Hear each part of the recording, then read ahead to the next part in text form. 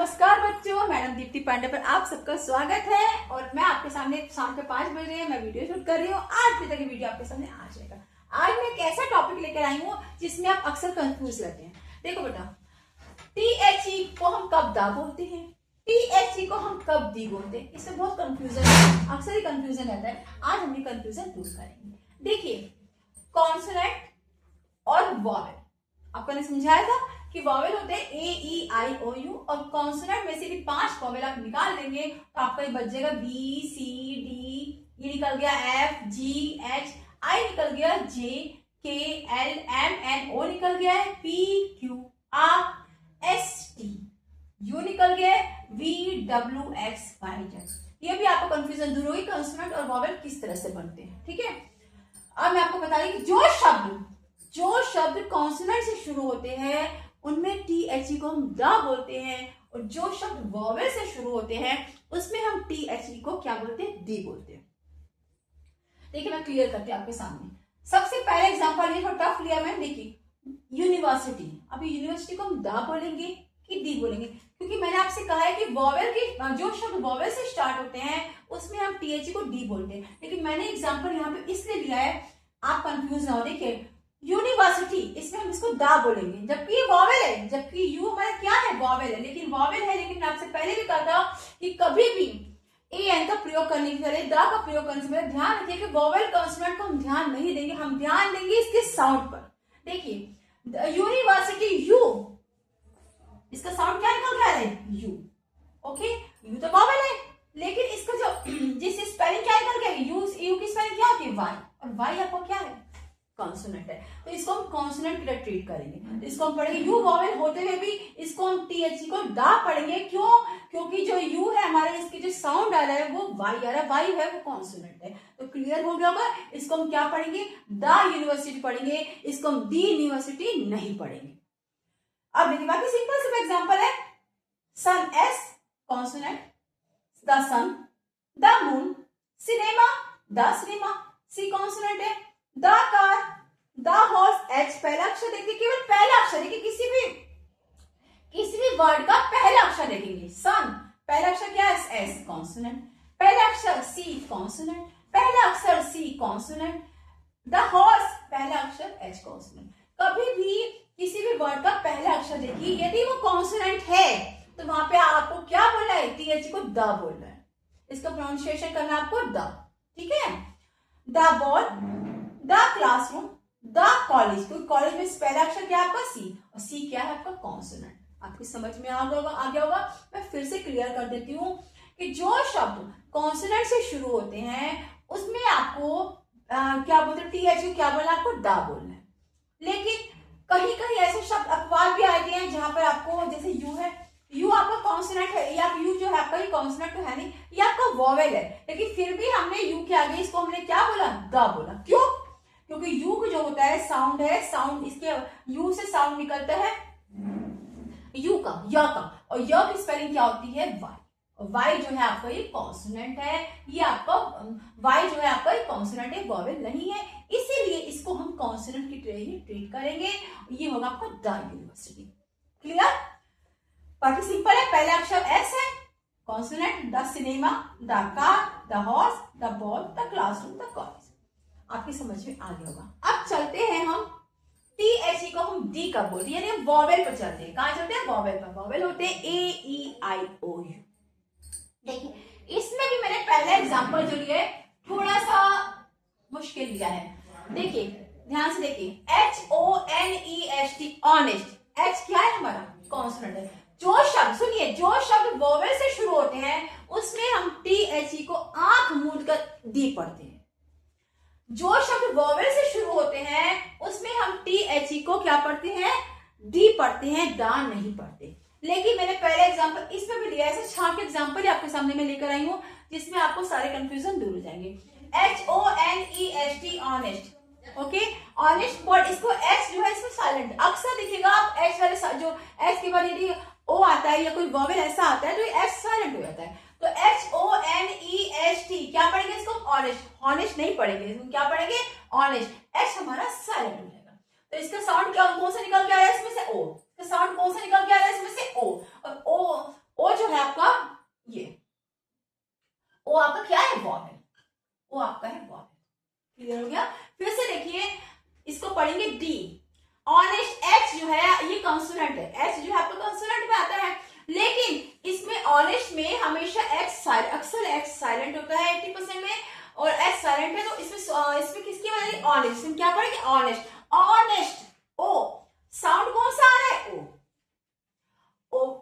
Sound है वो क्या है हमारा वॉवल, इसलिए इसको हम वॉवल के ट्रीट करेंगे, इसको हम लिखेंगे डी ऑर्निश्ड मैन।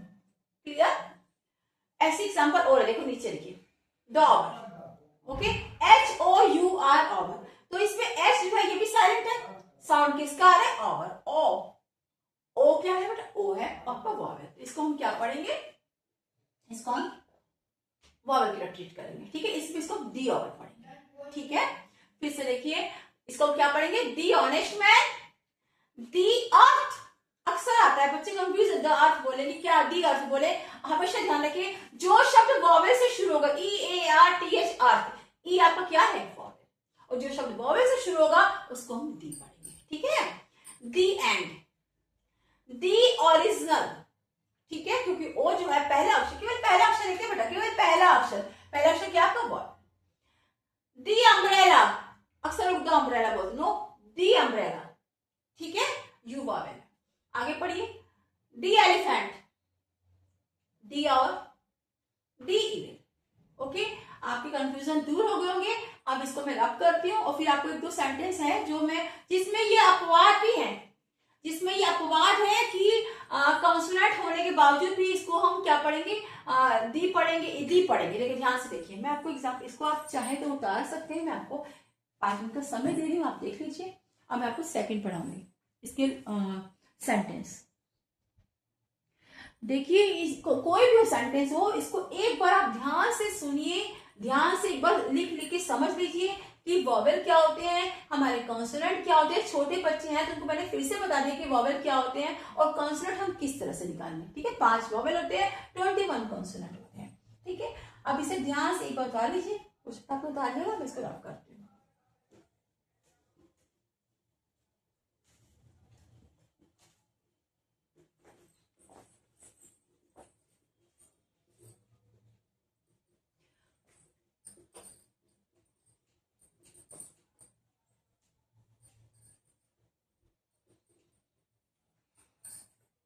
चलिए अब एक दो सेंटेंस है वो आपको बताती हूँ किस तरह से हम करते हैं। जैसे एक सेंटेंस है जिस तरह से बात, देखो कोई चीज जैसे हम डा होता है ना, डा का कॉन्सोनेंट क्या क्या आता है, टी एच ई, डा, देखिए टी एच ई, डा को बोलते हैं, टी एच वाला चैप्टर था, मैं यहाँ टी एच को टी का बोलते हैं ना, ठीक, ओके। तो दा का बोलते हैं हम कॉन्सोनेंट के आगे, ठीक है। दी का बोलते हैं जो शब्द वॉवेल से शुरू होता है, जो शब्द वॉवेल से शुरू होता है। तो एक सेंटेंस आपको बता दी मैं, जैसे जब हम किसी पे खास जोर देते हैं, किसी भी सेंटेंस पे जिसपे हम खास जोर देते हैं कि वो चीज स्पेशल है, दबाव देके बोलना होता है, तो वहां पे हम टी एच ई को अक्सर हमेशा क्या बोलेंगे, उसको हम दी बोलेंगे, हम उसको द नहीं बोलेंगे, ठीक है। देखिए ही इज the best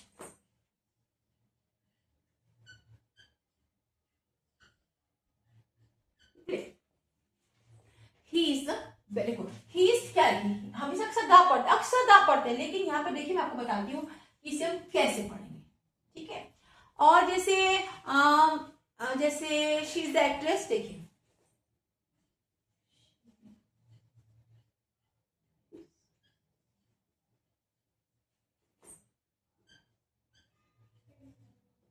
मैं आपको क्लियर कर दूंगी कि आपको हमेशा के लिए क्लियर हो जाए, ओके। जैसे कोई भी सेंटेंस हो, जैसे जहां पे हम दबाव देंगे, तो वहां पे हम क्या करेंगे, जब दबाव देंगे वहां पे हमेशा डी पढ़ेंगे, ठीक है। देखिए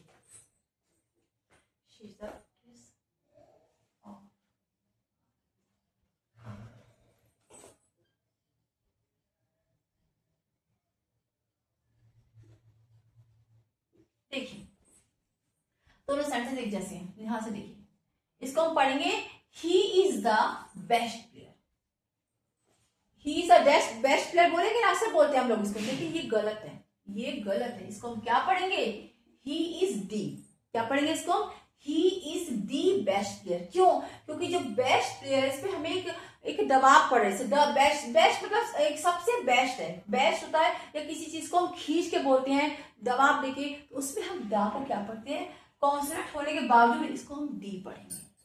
अक्सर हम पढ़ते हैं, बच्चे पढ़ते क्लास में, he is the best player, ये गलत है। इसे हम क्या पढ़ेंगे, he is the best player. इसे हम क्या पढ़ेंगे, ही इज दी, क्या पढ़ेंगे इसको, he is the best player, क्योंकि खास चीज है, खास पर्सन है, इसको जवाब देके बोलना पड़े बेस्ट है, ठीक है। और कोई चीज जैसे कोई एक्ट्रेस है, जैसे she is the actress, she is the actress of our generation, she is the actress of our generation, मतलब ये भी बेस्ट है। देखिए क्या लिखा है, हमारे जनरेशन की ये बेस्ट है, she is the actress of our generation, she is the actress of our generation, ये तो इसमें किसके वो आ रहा है, ये हमारी जनरेशन की ये एक्ट्रेस है स्पेशल, तो यहाँ पे क्या आएगा, एक बेस्ट की फीलिंग आ रही है कि मेरी बेस्ट की फीलिंग आ रही है, और जो बेस्ट की फीलिंग आ रही है इसमें हम क्या पढ़ेंगे, इसको डी, हमारी जनरेशन की, चाहे अगर he is the best actress लिख सकते हैं, she is the best actress of our generation, तो इसमें फीलिंग किसकी आ रही है, बेस्ट की आ रही है, और जो बेस्ट की फीलिंग आ रही है, स्पेशल फीलिंग आ रही है, तो इसको हम क्या पढ़ेंगे, डी के बाद जाएगी, इसमें ड के बाद नहीं, she is the actress of our generation, ठीक है, she is the best, okay. एक एग्जाम्पल और है ऐसे जो मैं आपको बता सकती हूँ, जैसे